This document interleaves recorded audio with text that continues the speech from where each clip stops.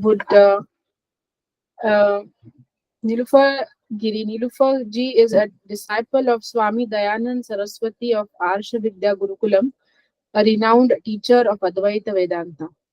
Well versed in Sanskrit and Panini grammar, she is renowned for teaching Bhagavad Gita, the Upanishads, and other ancient Vedic scriptures in a manner easily assimilated by modern listeners. She holds a degree in psychology and philosophy. She is also an associate of the Trinity College of Music, London, as a pianist. She teaches at Amboli Ashram, Amboli Ghat in Maharashtra, India. Welcome, Nilooferji, and thank you so much for agreeing or for obliging and giving us this session from all the way from Australia, where it is, I think, very early for you. And it's our privilege. And I would just tell a small story of how I met you, or how our paths crossed.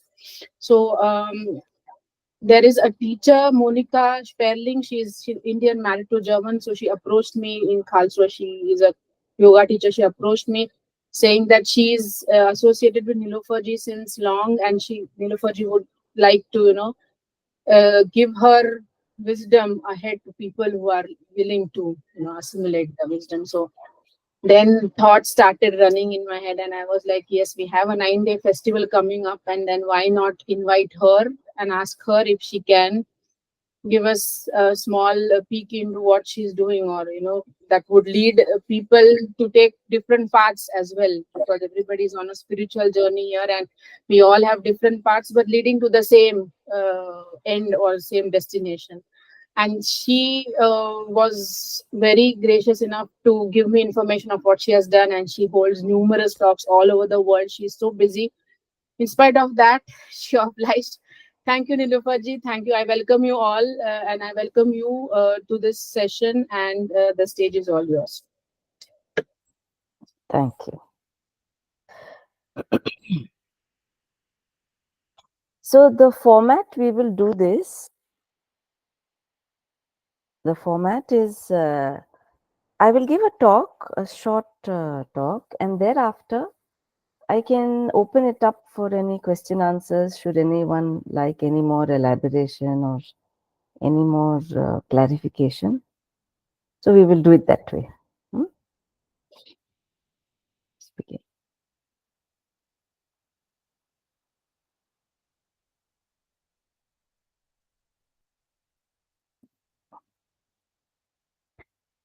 Om Shuklam Baradharam Vishnum Shashivarnam Chaturbhijam Prasannavadanam Dhyayet Sarva Vighnopashantaye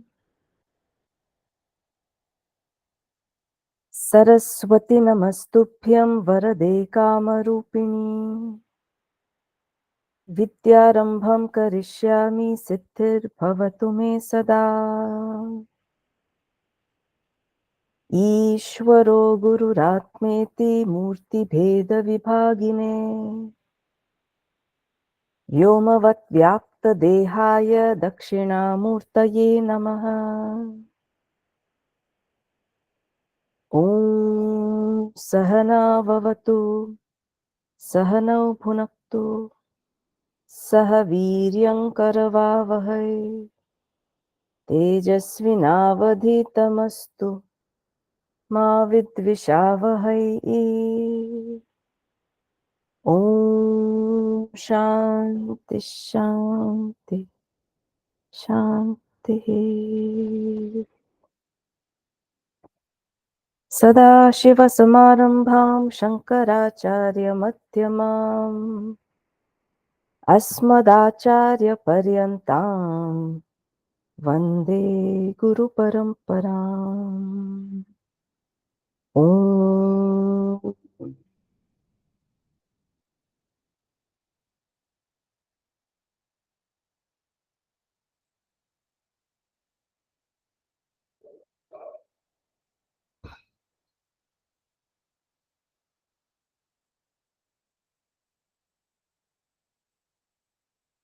The Vedic heritage that we inherit as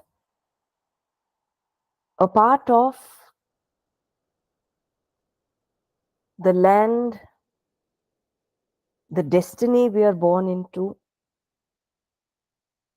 This Vedic heritage is grand and has something to offer for everyone. Very interestingly, through this knowledge, the categories of pursuits of all people are divided into four large groups. So, they are called Purusharthas. Purusha means a human being. Arthyate, Prapyate, what does that person want from life? Arthyate, what is he running after? Prapyate, what does this person wish to acquire or gain? So, the sages, the munis have categorized whatever you pursue in your life falls under four categories. These four categories are dharma, artha, kama, moksha. We will start with one of the most predominant and very easy to understand. Artha. Artha is whatever you strive for to be secure. Artha is not just wealth. Artha is anything that you want to make yourself secure. Could be property, it could be wealth, it could be gold, it could be following for that matter. Get more of it. So that when I know I have this, I don't have to worry. I am secure. So people think. That is Artha. And you can pursue wealth. And one of the predominant reasons for pursuing wealth is to enjoy that wealth. So if you look at the pursuits, the main pursuit throughout life is I have to get a good education and therefore get a good job and have a good salary so that I can get a good home and a good car and a good holiday. For what? To enjoy it. That's the next pursuit, karma. Karma means you fulfill your desires, your enjoyments. You have enough wealth, so you don't have to worry about anything too much.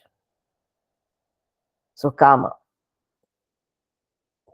So, if you look at the world at large, so people will have this whole schedule of working a lot and then weekends of enjoying. You spend that money. You spend the whole year working and then go for a holiday, spend it. So, broadly, the most common pursuits, the most tangible pursuits are arthakama. Wealth and enjoyment of that wealth. Then, if there is a certain cultural background or cultural learning or a particular upbringing with certain values, if there are values in this jiva, because a jiva, an individual, has the potential to live by certain values or live any which way. So if there are certain values, then the third Purushartha comes into prominence, which is Dharma Purushartha. Dharma Purushartha is the following or the reluctance to violate universal laws. That is Dharma. There are universal laws and we know them. We don't have to be taught. We know I don't like to be cheated. I don't like to be robbed. We know that. We also know that others don't like to be cheated and others don't like to be robbed. And nobody has to teach me. We sense. So dharma becomes a purushartha, a pursuit. Values become a pursuit in the gain of artha kama, which means you can get wealth at any cost. Violating all rules and norms, you can cut corners. Shortcuts. Wealth at any cost, name at any cost, fame at any cost. Or you could say, no, I would value dharma. I have a value for values. I won't cut corners. So dharma becomes a pursuit all my life. I will seek enjoyments, but not at the cost of values. Not by disturbing anyone will I. I will not tread on another person's joy for my personal enjoyment, another person's peace. So dharma becomes a pursuit. Now, very interestingly, these three pursuits, the Veda Purva Bhaga or initial part of the Veda talks about. Suppose you have difficulty in gaining wealth, difficulty in gaining any enjoyment. You have difficulty, let us say, in relationships, in the health, you have difficulties in wealth, in offspring. For all these propositions or difficulty, the Veda Purva Bhaga, Purva means the initial portion of the Veda. It's called Karma Kanda. Karma Kanda means you do so many karmas. You have all these solutions to all the problems which you don't seem to find a solution in the world. I'll give you an example. Just as you see, Sri Ramachandra, his father Dasharatha, did not have any offspring. It was very difficult for a king to be in a position where there was no offspring for his kingdom for so long. And he tried so many solutions, but the worldly solutions failed to give him male offspring. And then the Veda was approached. And he was suggested to do the Putra Kameshti Yaga from Veda.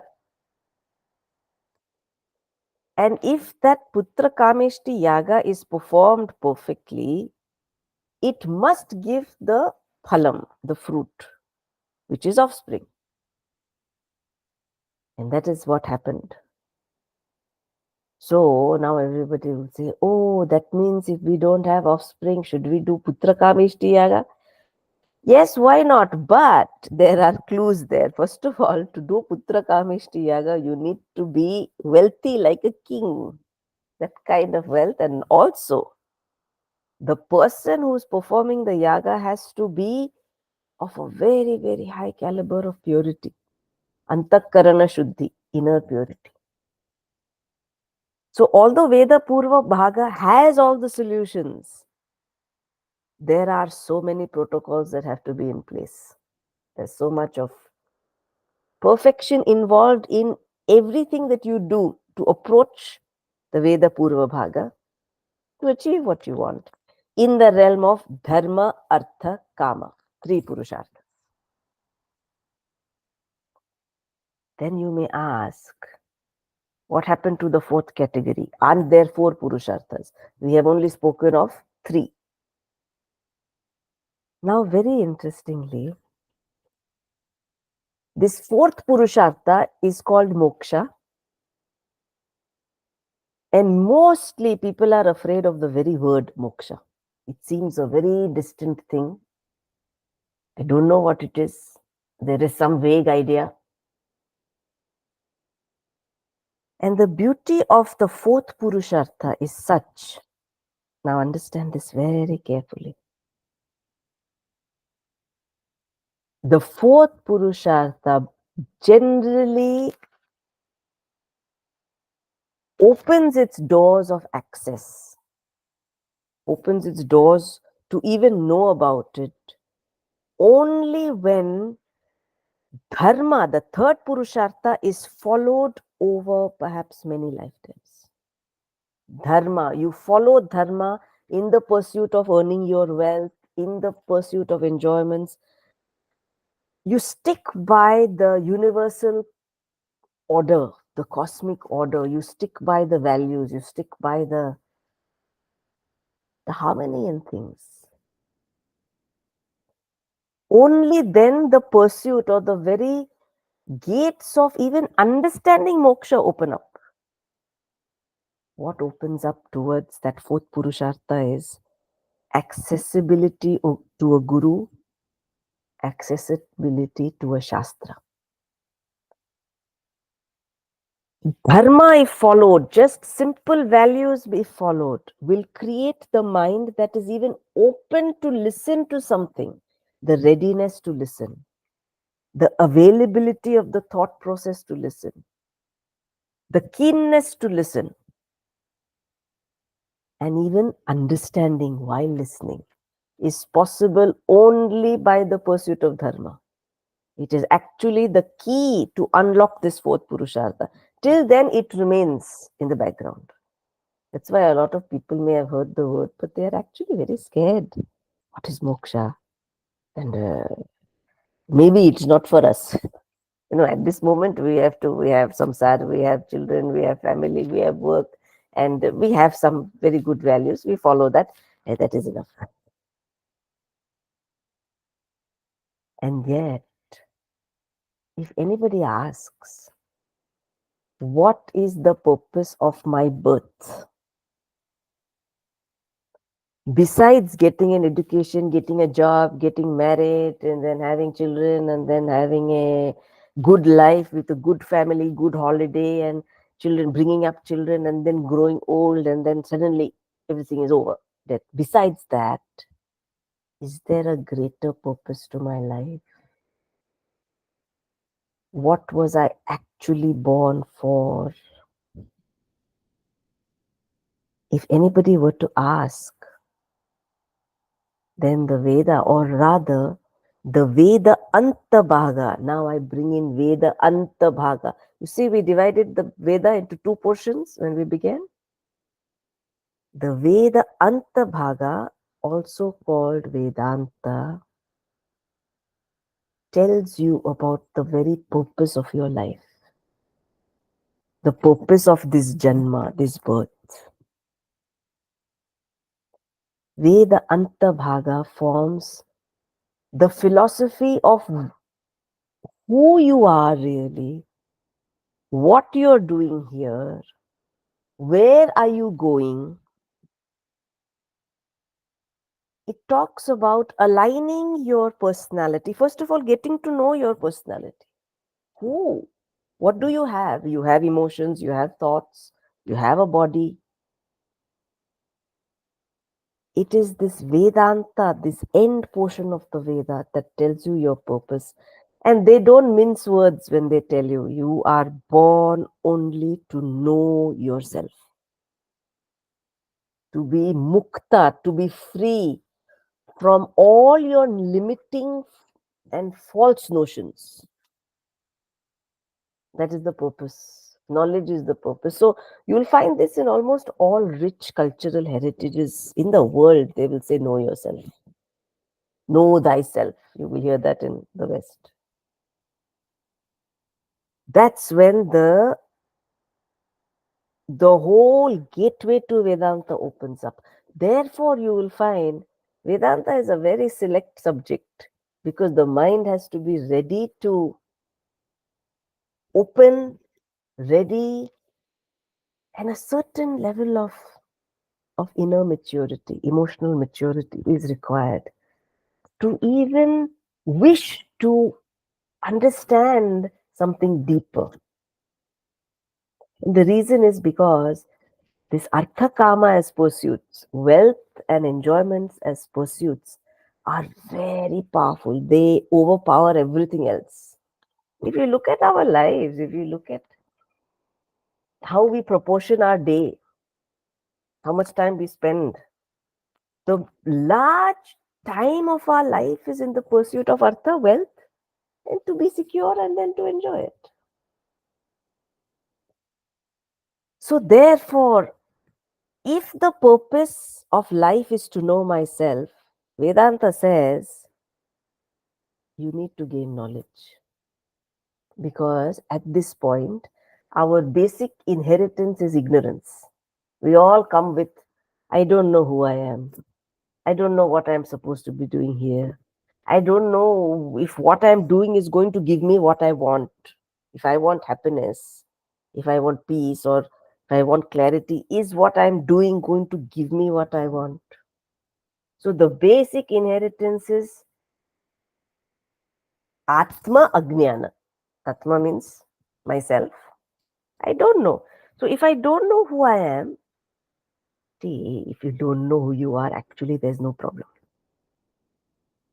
The problem arises when you don't know who you are and you mistake yourself to be what you see in the mirror, this small individual, male or female, tall or short, fat or thin, a farmer or businessman, and you take yourself to be your qualifications, you take yourself to be equal to family background, equal to wealth, equal to health, you take yourself equal to be your mental condition. For you example, you may say, no, I'm a happy person, or I'm a generally a serious person, or I'm an angry person, or I'm a forgetful person. From the standpoint of Vedanta, they tell you this is not you, this is your costume. This body is your costume. And the Bhagavad Gita will tell you these costumes change. Like we change our clothes, we can change bodies. We have this body for one lifetime, some 70, 80, 90 years, 100 years maximum. It's very small compared to the vast expanse of what we've been through.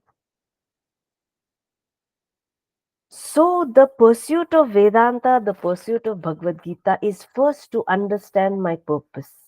First, understand myself. What am I composed of? Why am my thoughts this way? What is the reason for my emotional makeup? What is the reason where I feel so sensitive about certain issues? Why I feel insulted? Why people are rude? Why I get angry? What is the root cause of sadness or frustration? The whole range of understanding opens up through jnana. This jnana is called Atma Jnana. I'll give you a simple example of what Atma Jnana entails. Give it to you through a story because Vedanta is best taught through stories. So they will find plenty of stories to prove a point. So, you know, this story I had found as a 15-year-old in one of the books that my grandfather had. It's a story, Vedanta story. This is a story. And I remember wondering what a story this is. Is this a story or what? When I tell you the story, you will understand. And it took a long time after a long study to understand, oh, this is what it means. So, what is the story? There is a sadhu. Sadhu means a sage. And he has a mat, chatai, this straw mats. He had this chatai. And that chatai is rolled up and he places it under his armpit and he moves around. He moves around, he walks around, he goes into the forest. And in the forest, he unrolls his chatai, unfolds the mat, and he places it nicely under a tree, under some shade. And then he sits on the mat, and whatever some roots and fruit that he is found on the way, he now eats the fruit and the roots, and then he says his prayers on that mat. And then he relaxes on that mat. And then after that, he gets up, folds the mat, rolls the mat up, puts the mat under his armpit, and he continues walking in the forest. That's all. That's the end. Story is over. So when you read this kind of story is over. What happened? What happened? That's the story. The end. It actually says that's where all the story is. Okay, it's a story. I didn't understand what is it. He came with a mat, he sat on the mat, he used the mat, then he rolled the mat, put it under his armpit and walked. So I remember reading the story, maybe as a 15-year-old, and thinking, surely it has a meaning or something, because all the other stories have some meaning. They give you, they tell you, this is what it's supposed to mean, and this is the significance. Mat, such a short story, half a paragraph. And it stays, you see, at the back of your mind. Someday, sometime, you'll get an answer. I won't leave you in that predicament because it may take very long for you to unravel what the meaning of the story is. Much later, when we study Vedanta, we understand that we have this very, very potent tool, this gift we are born with. The most potent thing in the universe, we are given as a gift. And that is our thought.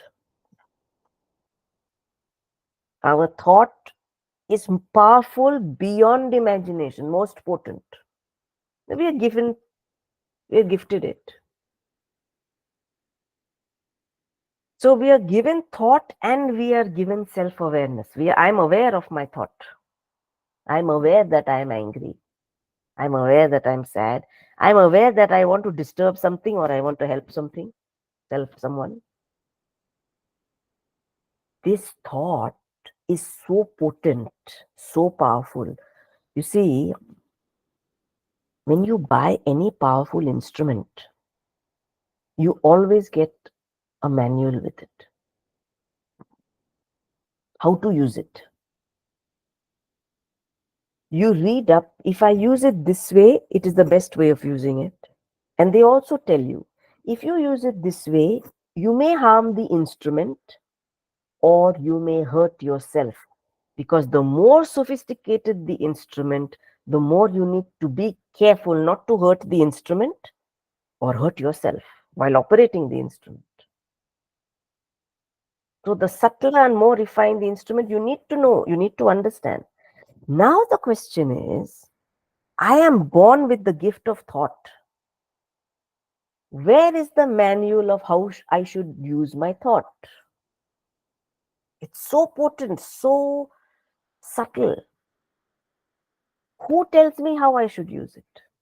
What is the best way I can use it so I don't hurt myself? I don't hurt others. I don't violate dharma. You may say, no, but we have educated ourselves. We learn how to read, write. We learn how to get all the information and all, how to get a good job and how to make a good living. We have all the information of how to make a good living. But the basic is, how should I be thinking? Because you may have a highly successful person with a very disturbed mental state,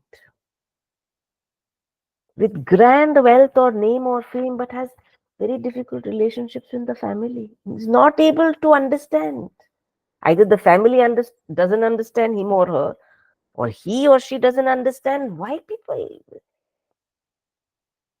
are the way they are. Where is the manual for our thoughts? And it's the most potent, by far the most potent. The Shastra says, this is the manual. The Shastra is the manual. In fact, look at the beautiful meaning of that Sanskrit word. Shastra. Shas in Sanskrit means to teach. Shas, to teach. Trayate.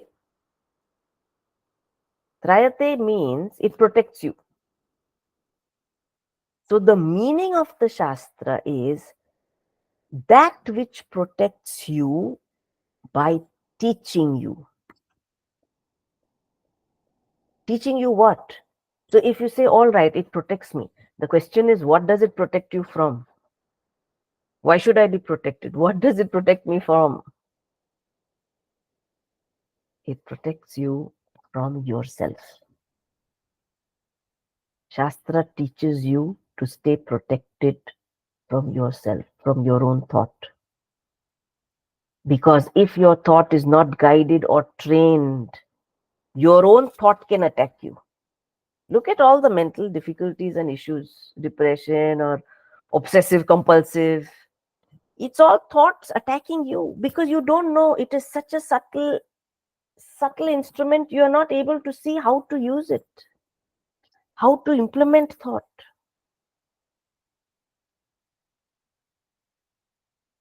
We don't need enemies outside us. We are enough for ourselves. We are enough to trouble ourselves. We don't need outside people. Our thought is enough to trouble ourselves.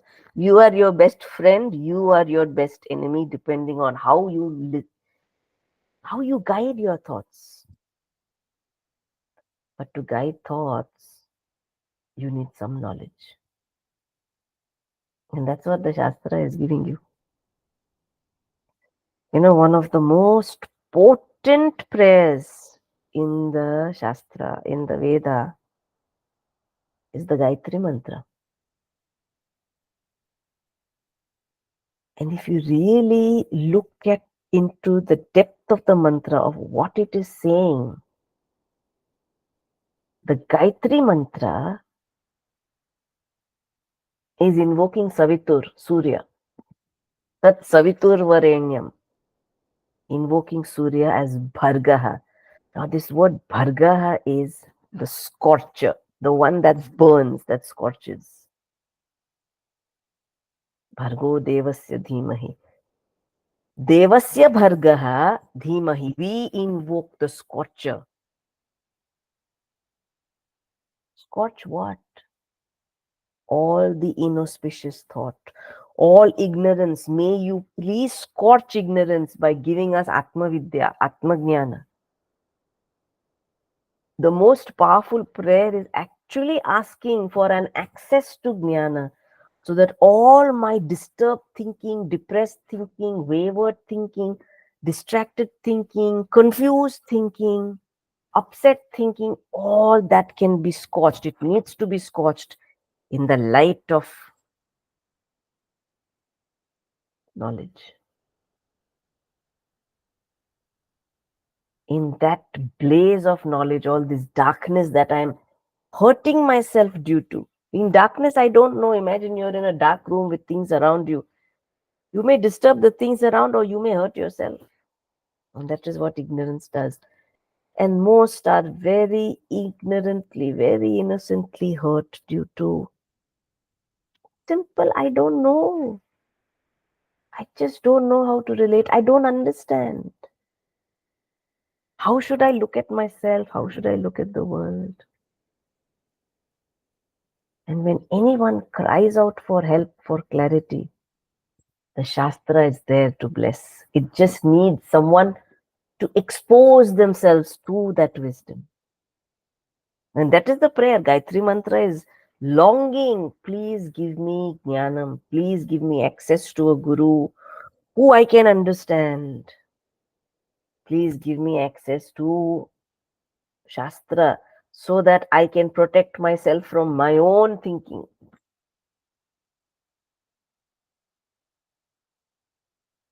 And to conclude, I will leave you with another story to think about. Very interesting story because I just said knowledge saves you. Knowledge protects you from your own thinking. Knowledge protects you from the attack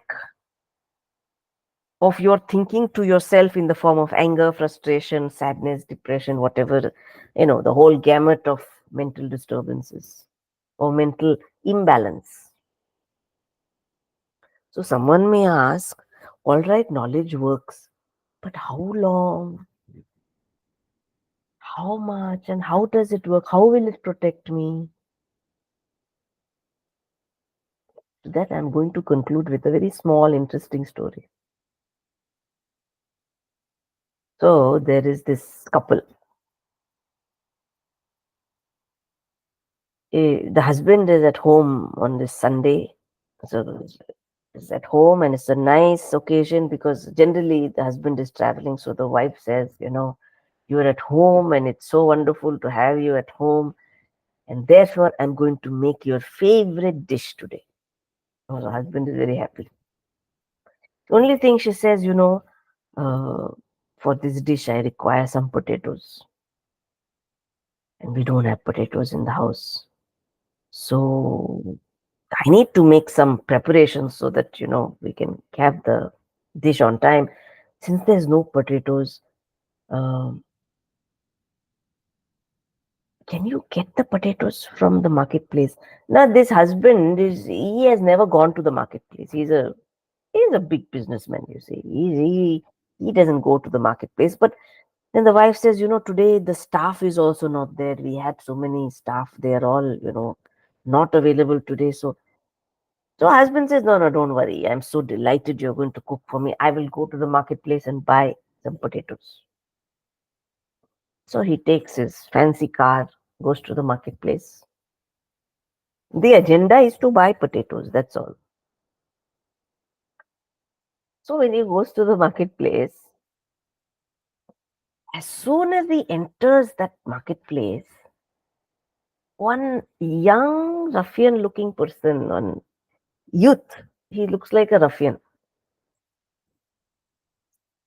comes very close to this man and starts hurling abuses. You look like you have a camel's face. You have 1,000 fleas on your body. You smell like a rotten rat. You have such stinking body odor. This man, this husband is in a state of shock. And because this youth ruffian is is hurling these abuses, and everybody's listening. Everyone in the marketplace is listening, and it's so insulting. All the people are listening, they are quiet, they are busy doing their own work. It doesn't seem to affect or bother them. And this man's face is red like a tomato. He is sad, he is angry, he's embarrassed, he's insulted. And this ruffian is not treated, doesn't have seem to stop. You are so ugly and you are stinking. He goes on and on, the same insults after insults. This husband, he quickly leaves. He can't stay there. He just leaves. He's embarrassed, he's angry. He drives straight back home, ready to give a mouthful to his wife. What a mouthful of anger. What is this, a place you send me to? I mean, what? He has never experienced this before. The wife, when she sees his face and he's boiling, is red like a tomato, she immediately understands what has happened. So she invites him in, first gives him a glass of water and says, please, I think I know what I understand. He says, no, you don't understand what has happened. How can you send me to this place? This fellow is insulting. She listens patiently. The wife very patiently listens and says, it's my fault. I forgot to tell you. I should have told you. You see, in this marketplace, this this boy that you met, actually, when he was a child, he lost his parents. And in childhood, he fell from the first floor and he had a head injury, after which he's not balanced. He's, he's poor fellow. He's an orphan. And people in the marketplace, every day somebody gives him some food, somebody gives him some of their old clothes. That's how he's grown up into a youth. But because of his head injury in childhood, you see, he's not balanced. Poor fellow. When the husband hears this, How long does it take for him to be calm and change his mind? It's in a flash, instantly. Suddenly the husband says, "Oh, poor fellow. Oh, oh, I think I also have some clothes. I think we should also give him something. Poor fellow, so sad. It was very unfortunate life." In a flash, the anger disappears. The frustration, the embarrassment, in a flash. The wife says, "Yes, yes, you can give your clothes and all that. It's all right. But we still don't have potatoes to make the dish. So I still need the potatoes."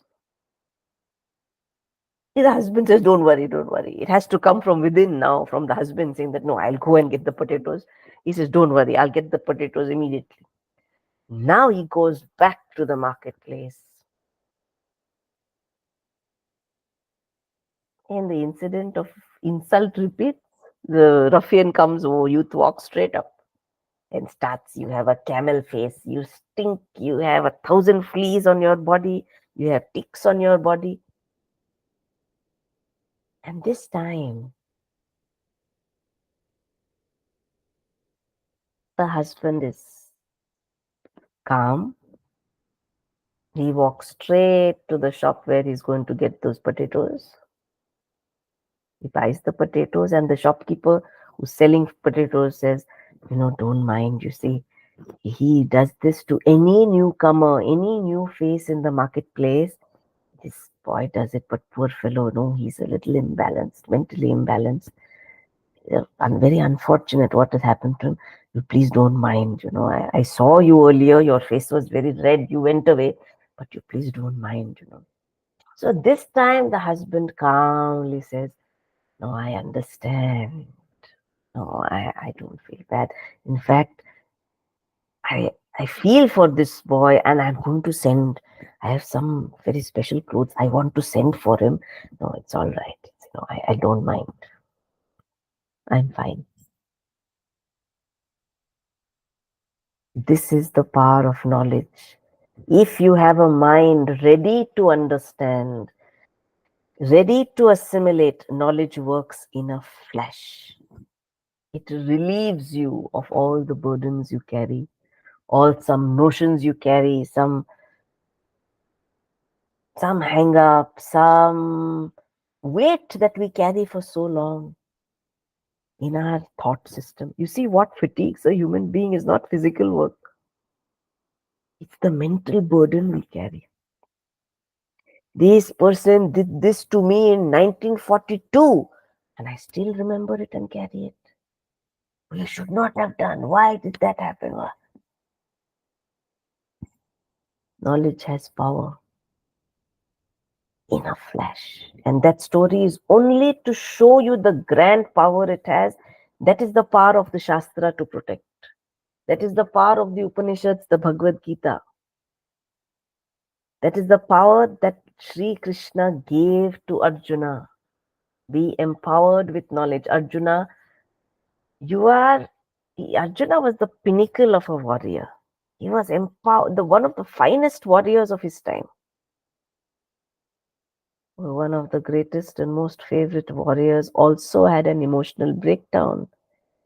In the beginning of the Gita, the whole of chapter 1 and a few verses in chapter 2 is only Arjuna's description of his emotional breakdown. And the beauty there is Krishna does not speak till Arjuna asks him specifically, "Please teach me. Please help me. Please teach me. Shadi mam tvam prapannam." Shadi is the same word shas, to teach. Shadi mam means you please teach me. I am ignorant. I need help by giving me clarity. Please give me clarity.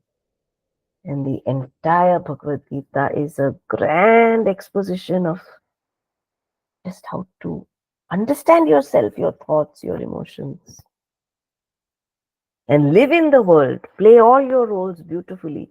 Be the finest person. playing all roles differently in their place, because you have different roles as a father, grandfather, son, son-in-law, or mother, sister, wife, daughter-in-law, sister-in-law. Each role is so different, unique, and specific. How can I be the best version of myself with this understanding? Is what the Shastra has to offer. So, on this very auspicious day, one of the Chaitra Navratri days where we invoke Devi to grant us access to Jnanam, Atma Vidya, Atma Jnanam, so that this lifetime becomes worthy because we have some clarity. So on this auspicious day, we seek blessings of Devi and we get ready for the beautiful Ramanavami festival to seek blessings of that Lord who himself became a Shishya. You see, in Sri Rama's lifetime, he himself became a Shishya of Atmavidya, where Vasishta Muni teaches him in a beautiful text called Yoga Vasishta Ramayana. The seeker of Brahma Vidya gets it from one of the most exalted sages, Vasishta Muni. So, remembering these grand personalities, revering them, looking at them as our role models to guide us through our journey, our decisions, our choices in life, invoking blessings from them, I would conclude this talk at this point with a small prayer, after which we can keep it open for questions or clarifications or any elaborations should you choose, should you like to ask.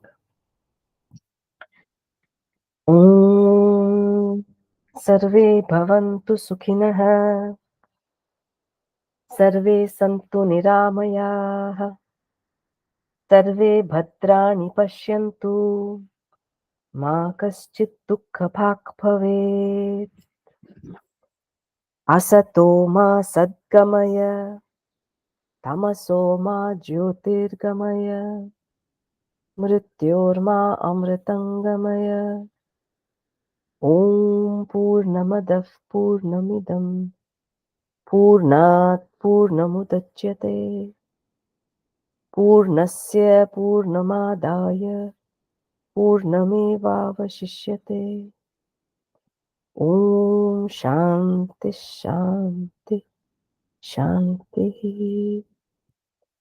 हरिः ॐ श्रीगुरुभ्यो नमः हरिः ॐ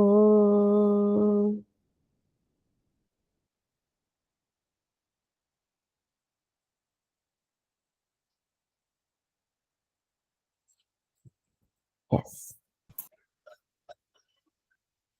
Thank you so much, Nilooferji. That was very, very enlightening, and we wish we could hear you for some more time. And yeah, the forum is now open for questions, any reactions, anything you would like to ask Nilooferji. Could raise your hands and we could take the questions.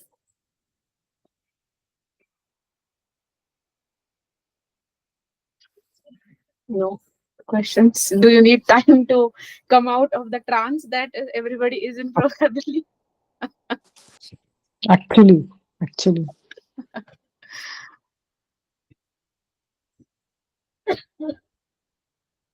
Yes, Deepa. yes. Once again, thank you, Nilooferji. And sorry for my ignorance, but for the first story, I did not get the answer. Maybe I missed it out. Could you please explain?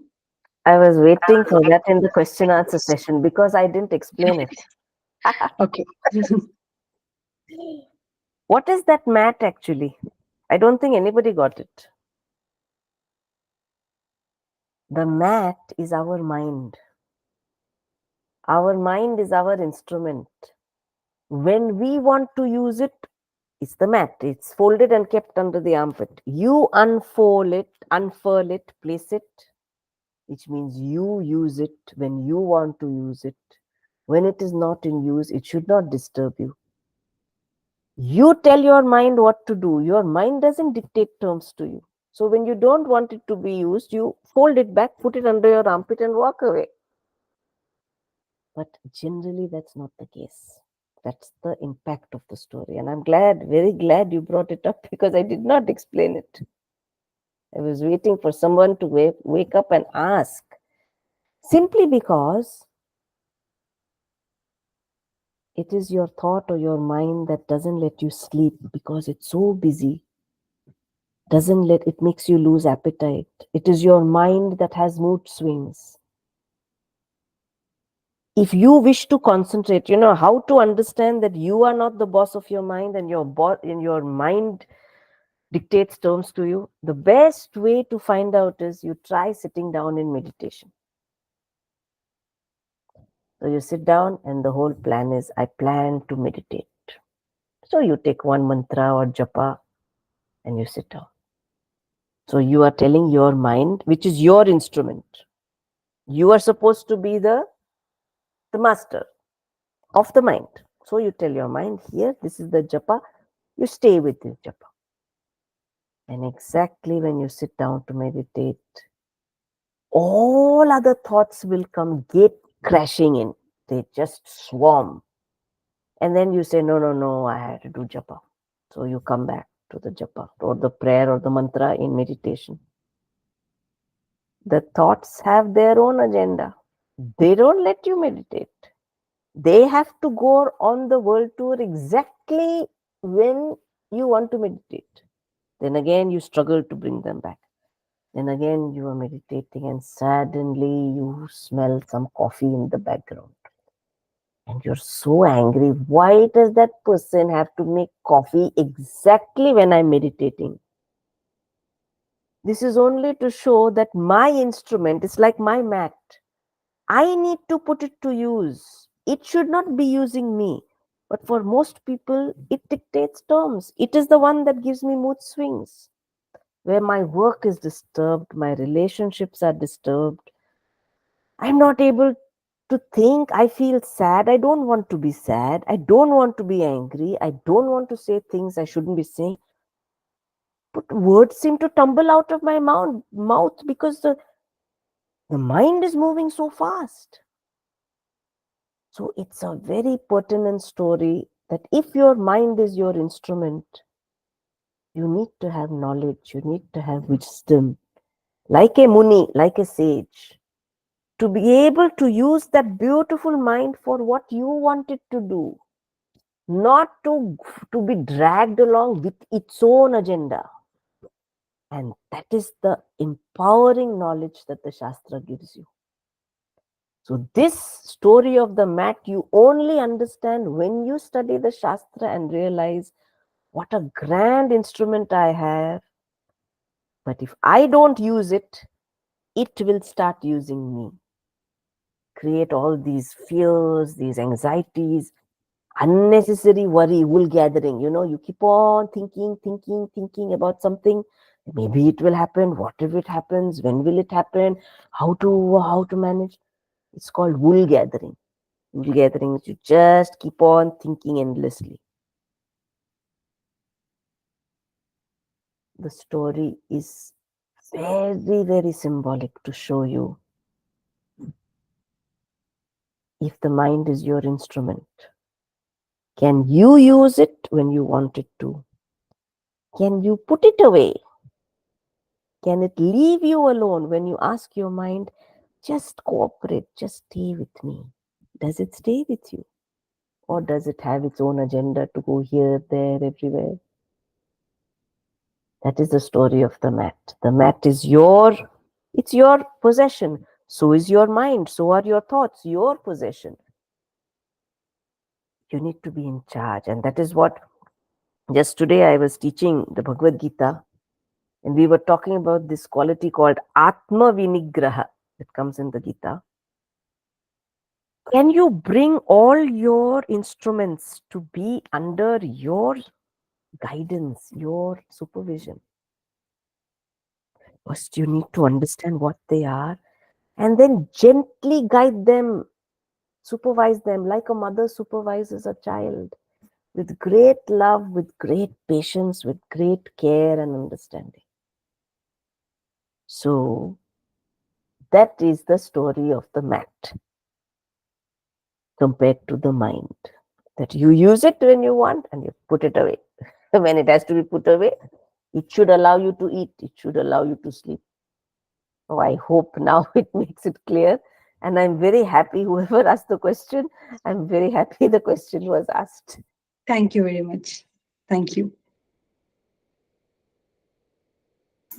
S.R. Subramanian sir has raised his hand. Any questions?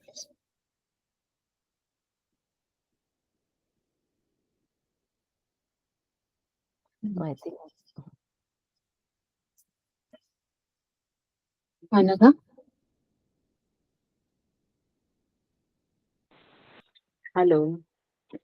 Thank you so much, Nilooferji, for your fantastic talk. Actually, I was so involved that I forgot to ask you the same question, but you explained so nicely. Is it possible to connect with you more often? Because our situation is also like Arjuna. Most of the time, we need guidance, and we are in that state. It was really nice hearing you. Is it possible to connect to you more often? yes. In fact, what I think I think end of May, I will be traveling to Germany to Karlsruhe, whoever's that side. So I will be traveling for these talks. One is that way, so we could organize some talks for this group as well. But also, even before that, if you can get my details, or I can just post, you can send me a message.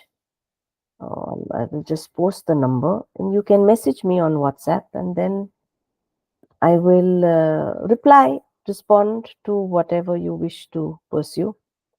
I'll just type out the. This is an India number. Okay. Oh, Yeah, that would be great. yeah. So you can send me a WhatsApp message. So one.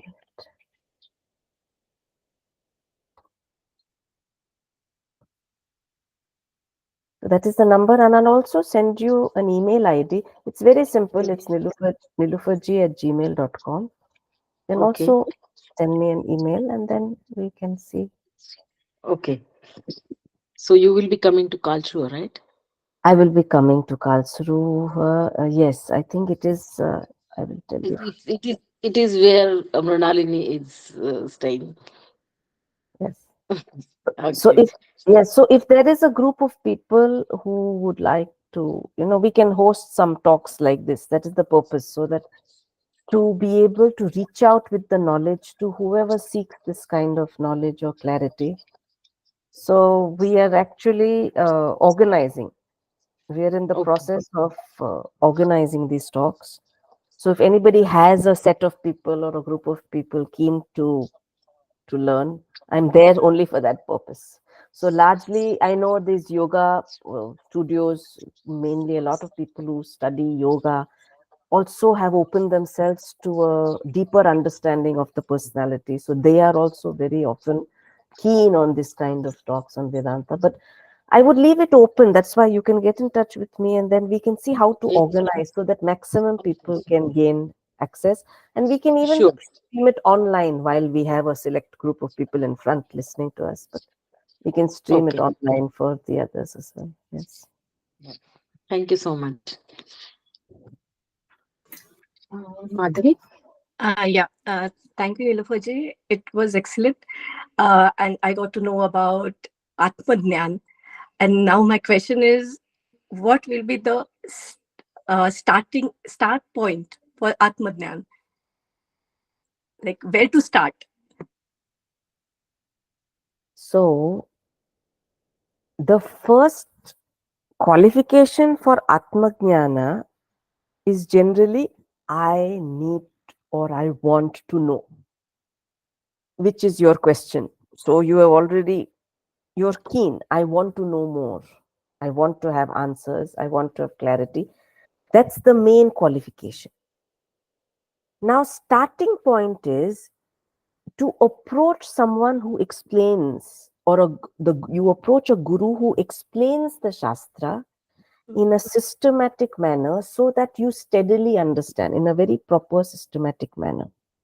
Okay. So that is exactly what is broadly my purpose in living, the purpose in life, and that is what I am doing here in Australia. So actually I am from Pune, but I have talks, I have been having talks in the Far East at this point, in Singapore and Australia. So this is to reach out to people, to make them see that there is some knowledge like this which has a grand clarity, and it can be in a format that is easily assimilable. And also questioning and question answers is very important in this subject, because you don't understand anything, it's all right, but if you misunderstand, it can take you somewhere else. So you must have access to question and clarify and get that the purpose is to have the same vision that the guru has. So the next step would be to approach the Shastra. So now that you are asking me, so if you're really keen, you get in touch with me, because each one's journey, spiritual journey, is very different, is very unique. Yes. So if you can get in touch with me, and then I will ask you exactly a little bit about yourself and what you're looking for, and what could be a good starting point and how it can be pursued. Then Okay. it will help you personally. So the spiritual pursuit is very, very specific for each individual, because each one has a background of some kind of an either a spiritual journey, or a particular cultural upbringing, or a particular way of thinking. So Yeah. it's better to understand the whole aspect of the person before commencing anything. Yes. Okay. Thank you so much. Yeah. So you can get in touch, and then we can Yes. look into what can help your pursuit. in what Yes. way. Sure. Thank you so much. Okay, any other questions? So the contact details are there on the chat. Yes, Shweta? Yes, thank you, Nilooferji. It was really very insightful. I could actually learn a lot. Uh, Continuing the same question, is it possible to read something, to start off reading something that would gain me knowledge about Atmagyan? You asked a very, very good question. Excellent. I'm glad you asked this, because the answer is also very interesting. The Shastra hmm, Yes. is very technical and is very cryptic. Cryptic means it's not what you see is not necessarily what it means. Also, it's technical. Now, when I say technical, so my guru would often say, anybody who wants to study medicine or engineering, Mm. and if they ask, can I pick up some books and can I read, and then I will read and somehow find out how to. So it is really not. It is not wise to do that. It is not worthy to do that, because there will be ultimately a khichdi, little bit here, little bit there. Mhm. So it is only in the spiritual path that somehow people feel, I can read this, I can read that, and there is so many books, there's so much available. And then now, thanks to all this, the media, streaming media, you have so much of, it's almost like a flood of knowledge available, almost in our inbox. Exactly. By WhatsApp, you will get some wise saying, some saying from here, some saying from there. Now, I'll tell you what happens. People are Hmm. very kind. People love to share wisdom, spread wisdom. So and you keep getting some nuggets of wisdom. So it is like this. You want to build a house. Hmm? Hmm. And everybody is very kind. They each one brings one brick or three, four, five, six bricks or one truckload, one not truckload. They bring some wheelbarrow of bricks and they just place it in your backyard. They just place it there. And Hmm. everybody is so kind, they will keep bringing bricks and they will keep placing and placing. And after some time, you will have one big pile, one big heap of bricks. And you are sitting there looking at those bricks. Everybody is very kind. They have sent you bricks, but you cannot live with that pile of bricks. You need to have a structure, you need to have an expert, a technician, an architect, a structural designer to make those bricks worthy of building a house which actually gives you shelter. So, Hmm. to build the house, you need expertise. So similarly, all these nuggets of wisdom which everyone shares so generously, they are like bricks. They are very useful, but at the end, you can't sit on a pile of bricks all your life.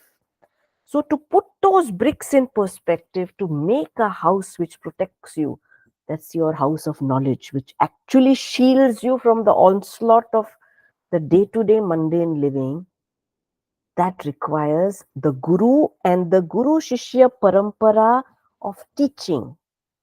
This teaching is alive even today. So I am of the parampara of Adi Shankaracharya, Hmm. and my gurus who are in that parampara, and that teaching is alive today. And that teaching is alive only because if we want clarity, it has to be taught in a systematic manner.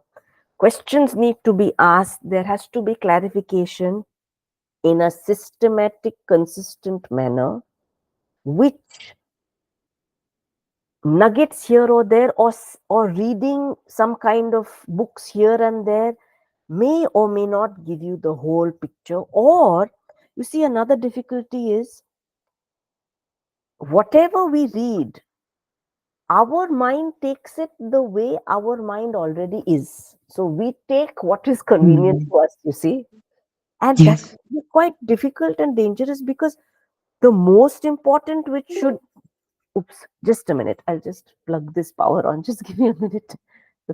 One second. No problem.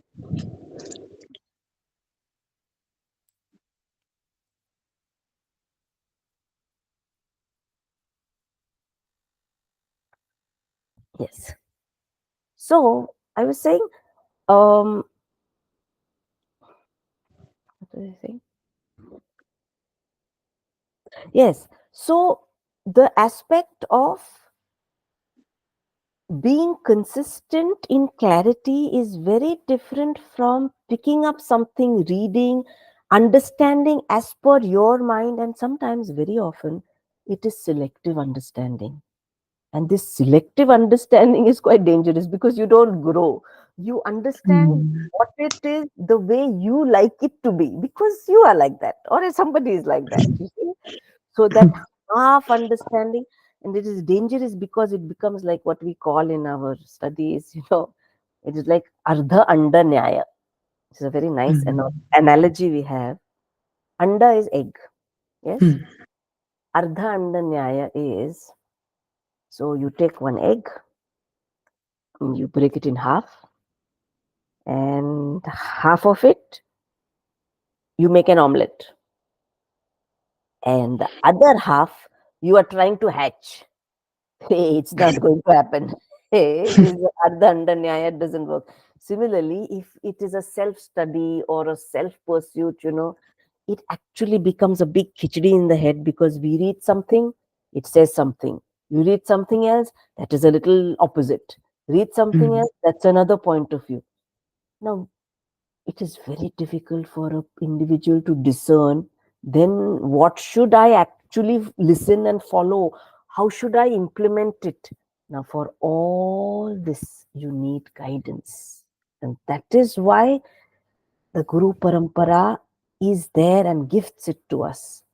In fact, all of us who have been studying in the Parampara, we have almost surrendered our personalities to the Parampara only to share that Jnanam. There is no great personality of it is what I believe or my opinions, they don't come in the picture at all. It is the unbroken, unadulterated, uncontaminated, sacred knowledge that we preserve and pass it on to the next generation and the people who long to receive it. So that is our purpose, which is a big blessing to be in that parampara, to have learned, and then finally to be able to be blessed to share it as the gurus have shared and imparted to us. We share it. So there is a value to it, which is incomparable to any kind of self. In fact, honestly speaking, Vedanta is not meant for self study. It needs to be taught. So in simple words, it needs to be, one has to consistently be available to expose yourself to the Shastra and the Guru Vakyas, which is nothing but, telling you, explaining the Shastra. It is not the Guru's opinion, because in a parampara, there's no opinion, no personality involved here. It's purely the unbroken tradition of Advaita Vedanta. Yes? So, Yes. Thank you so much. I was confused that uh, I want to go on this path of spirituality, but I'm not reading anything. Am I actually committing a crime, or should I just wait that I get the right kind of a guru in my life? That was my question for myself. And yet you answered it so well. Thank you. Thank you so much. pleasure, pleasure. In fact, if you're longing, it brings the Guru to the doorstep. It's almost like that. People's Yeah. longing, it pulls the Guru to, oh my God, all kinds of different parts of the world. It actually pulls the clarity. So, and also Um, very, very interestingly, I remember people would come to my Guruji for, and they would say, Swamiji, you know, Guruji, we have not read anything, we don't know mm, anything, and we want to learn from you. We don't know anything. So mm, my Guruji would smile at us and say, this is perfect. Clean slate. This person doesn't have to unlearn anything. Clean slate. Now it will be wonderful because a clean slate will absorb. So you're in a safe mm. place. You don't have to worry at all. But that's a relief, really. Thank you so much. Thanks a lot.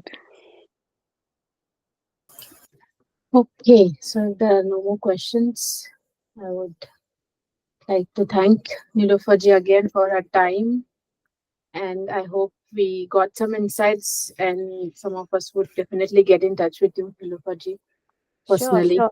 And I'm looking And forward to see some of you in Karlsruhe. If any of you are that side, I'd really be happy to meet you because I'm coming yes, all the way Nilooferji, I there. would be meeting you for sure in Karlsruhe Yeah. with Geeta, and yeah, I would also arrange for a small talk that time again. We will discuss that offline with your time schedule and everything.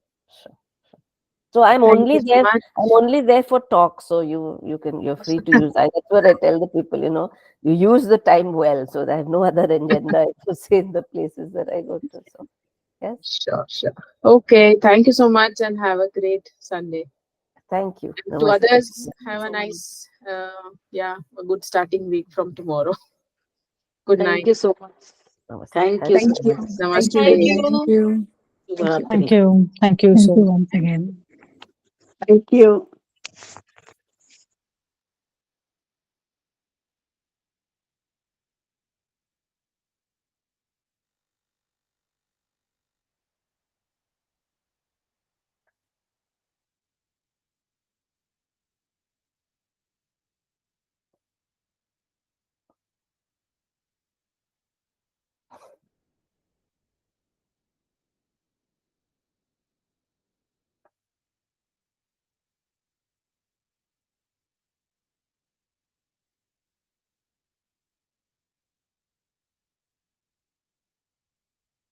It's nice to see Ela and Karishma and Ravindraji, Subramanyamji. Is what unearthly time in India, and you're logged in. It's been good to see you. Good. So we'll continue here. I'll leave.